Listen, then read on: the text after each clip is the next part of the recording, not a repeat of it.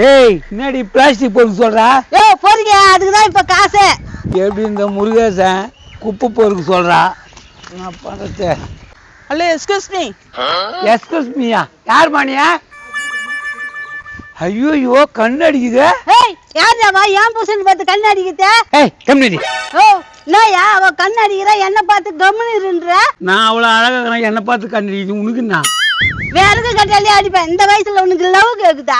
ஏய் போடி தத்திரி முடிச்சுத. சொல்லு மேடம். இந்த பக்கம் கடை இருக்குங்களா?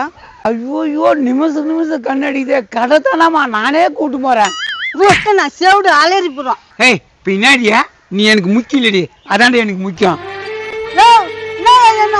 விட்டு போறா டைவர்ஸ். இன்னியோட நீ வேறு நான் வேறு.